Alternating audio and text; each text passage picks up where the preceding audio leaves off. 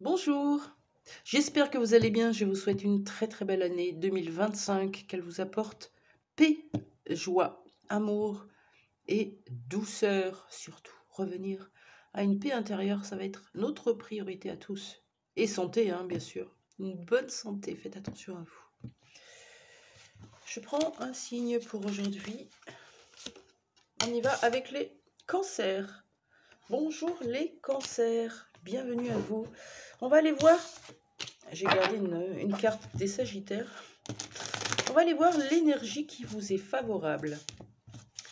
L'énergie sur laquelle vous allez pouvoir puiser pour ce mois de janvier. Vous allez vous en souvenir. Si ça vous parle, vous allez l'utiliser, cette énergie. Vous, les cancers, quelle énergie vous est favorable pour ce mois de janvier? Pour aborder ce mois de janvier, l'accueillir, le dépasser. Entre les mondes, on a une notion de sombre, lumineux, côté obscur, côté soleil, lune, soleil, noir, blanc. On a une notion de ne plus être dans cette session-là, mais plus de nuancer notre vie, de nuancer, de mettre de la couleur, d'exprimer votre lumière. Qu'est-ce que c'est que cette carte? Entre les mondes. On nous parle de transition. On n'est pas vraiment sorti d'une situation et engagé à fond dans une autre. C'est le cul entre deux chaises, hein, on peut dire ça comme ça.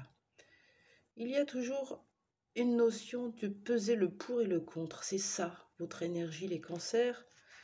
Une période de transition. Donc rappelez-vous-en pour ce mois de janvier. Allez, de quoi on vous parle? Prenez ce qui vous parle. Si ça ne vous parle pas, ne critiquez pas, ne jugez pas. C'est que c'est pas pour vous en fait. Voilà. Vous passez à une autre guidance, à un autre signe, ou allez voir quelqu'un d'autre. Mais ce n'est pas une guidance personnelle. Attention. Les cancers. On vous parle de une période de transition. On est à cheval entre deux. Bon. De quoi on nous parle pour vous, les cancers? Pardon. On y va. Je prends tout à l'endroit. Hein. Merci. On parle d'amour dans un couple, dans un mariage, avec quelqu'un, une personne dans le cœur, il y a de l'amour. Vous êtes dans une période de transition. Est-ce qu'il y a deux cœurs? Est-ce qu'il y a deux amours? Est-ce qu'il y en a plusieurs, hein? Il y a le petit cœur aussi. Vous êtes peut-être dans une hésitation. On verra. Recherche d'équilibre dans un amour existant, peut-être aussi. On ne sait pas trop. On a vraiment cette hésitation hein, chez vous, les cancers. Qu'est-ce qu'on a d'autre pour les cancers?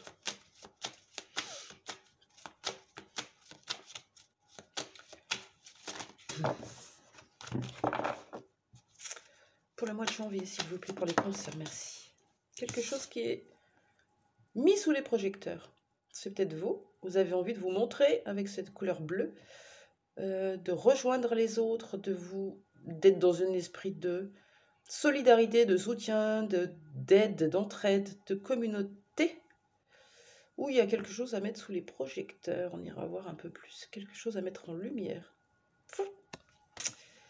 Quoi d'autre pour les cancers? Qu'est-ce qu'on nous dit pour le mois de janvier? Allez, je la prends. On vous parle de travail.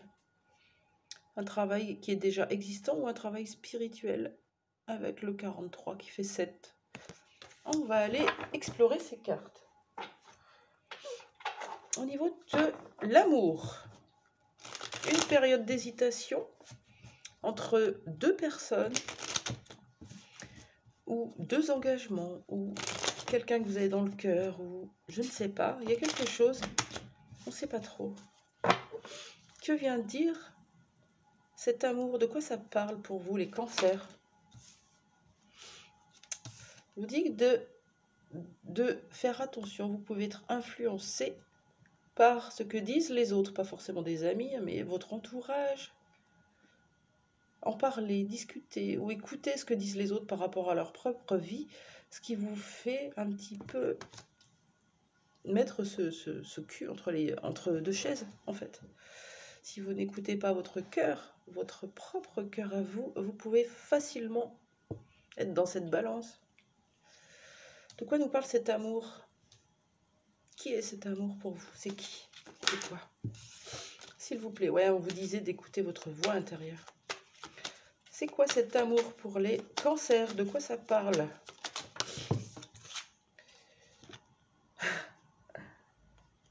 On vous parle de relations, de liens forts, de liens d'âme, quelque chose de connecté, quelque chose de fantastique, d'ébranlant, mais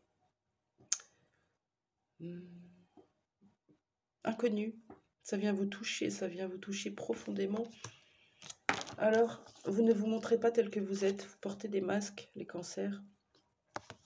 Pour la première fois, une personne vient vous toucher dans votre cœur, vous toucher dans votre émotionnel, et ça vous perturbe. Vous êtes encore influencé par ce que disent les autres, ce que peuvent penser les autres, pour faire votre choix, pour prendre votre décision. On vous dit que c'est votre flamme jumelle, cette personne, et votre moitié d'âme.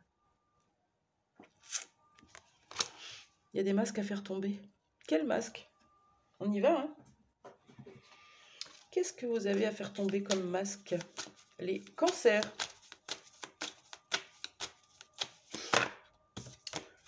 Quel masque à faire tomber, s'il vous plaît, pour les cancers? Oh.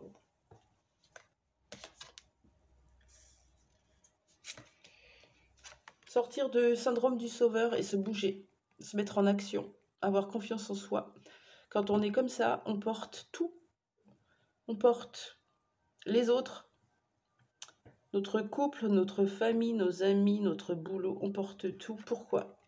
Pour éviter de se mettre dans l'action, de faire ce qu'on a à faire, d'entreprendre, de se bouger. Il y a peut-être quelque chose qui vous fait peur, hein? On vous demande de bien regarder ce syndrome du sauveur parce que vous portez des choses qui ne vous appartiennent pas. C'est beaucoup trop lourd. Vous êtes épuisé. Vous êtes fatigué. Les cancers. Le masque du sauveur, alors. Pour cacher quoi? Qu'est-ce que vous cachez avec cette hyperactivité, les cancers? Qu'est-ce que vous cachez? Vous cachez vos difficultés, vos obstacles. Et vous préférez les contourner ou les éviter, hein? Donc vous êtes dans le faire pour les autres, pour éviter d'aller contacter votre cœur. Qui vous dit quoi? Qui vous dit que vous ne savez pas quoi faire de cette personne. C'est beau? Allez, quelque chose qui est mis sous les projecteurs. J'y vais avec la terre d'Anka. Qu'est-ce que vous mettez sous les projecteurs? Qu'est-ce que vient dire cette carte de la foule? Vous vous rendez compte qu'il y a eu un transfert transgénérationnel et que vous êtes en train de faire la même chose. C'est sûr, quand on est tout seul, on est dans le déni, on ne voit pas, c'est inconscient. Et pourtant, quand on arrive à discuter avec des thérapeutes, il y a tout qui sort. Et là, peut-être que c'est ce que vous faites. Peut-être que vous êtes allé voir un thérapeute, discuter avec des personnes qui vous ont permis d'avoir un recul nécessaire. Qu'est-ce que vous transférez, les cancers? Quelque chose dans votre lignée maternelle. Donc, lié à votre maman, qui se répète avec quelqu'un d'autre, en miroir. Qu'est-ce que c'est que vous transférez, s'il vous plaît, pour les cancers? Vous avez peur de manquer d'argent. C'est peut-être pour ça que vous êtes dans le faire, dans le travail, pour récolter le plus possible, pour être en sécurité financière et matérielle, parce que vous ne voulez pas transférer ça, ce schéma dans la lignée maternelle qui vient vous coller à la peau. Vous n'avez pas envie de ça. Vous avez envie... Ouais, vous êtes peut-être dans une zone de confort qui vous met en posture de transition, de milieu. On ne sait pas trop. Vous êtes peut-être dans une situation déjà de couple, de marital. Vous êtes peut-être déjà engagé. Et il y a une peur profonde que vous devez dépasser. Les cancers, c'est celle de manquer d'argent, ça peut vous empêcher de surmonter les difficultés et d'entreprendre, de faire les actions nécessaires pour vous. Et oui. Et pour le travail, qu'est-ce qu'on me dit pour le travail?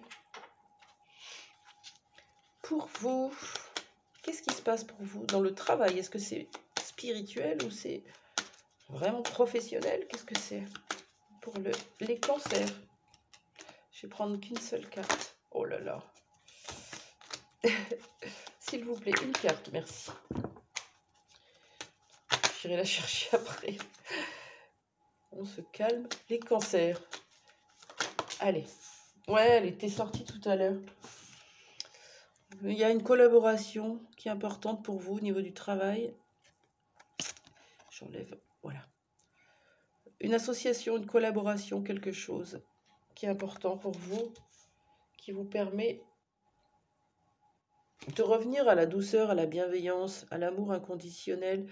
Vous êtes en train de travailler en collaboration, peut-être avec votre époux ou votre épouse, ou quelqu'un de votre cœur, ou même dans l'invisible, hein, dans un silence radio.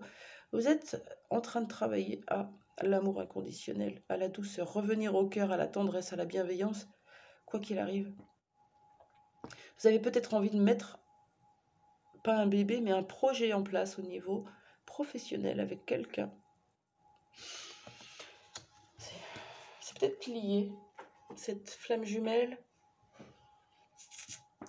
ce manque d'argent et cette collaboration professionnelle. C'est forcément lié, oui. Quel conseil pour vous, les cancers, sur ce mois de janvier? Qu'est-ce qu'on vous conseille?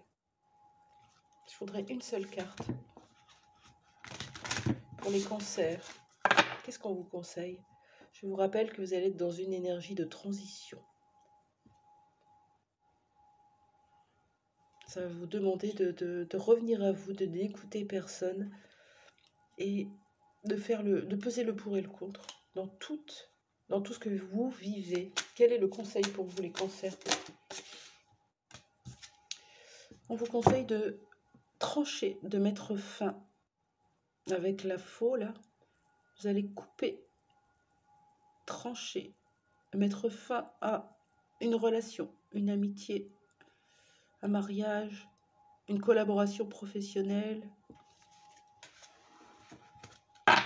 Que vient dire cette carte de la fin? Qu'est-ce qu'on vous conseille de mettre fin? Okay.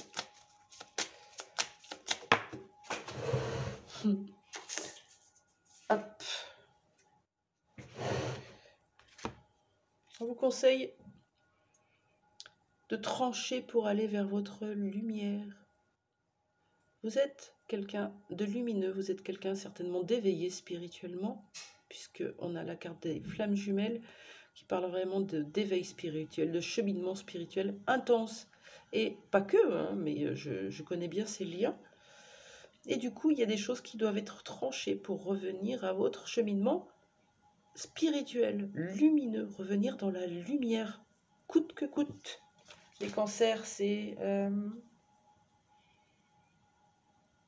s'élever spirituellement. Vous êtes dans un désir, un besoin profond de continuer à vous élever, de continuer à évoluer. Et pour ça, vous allez devoir laisser des choses en route. Voilà.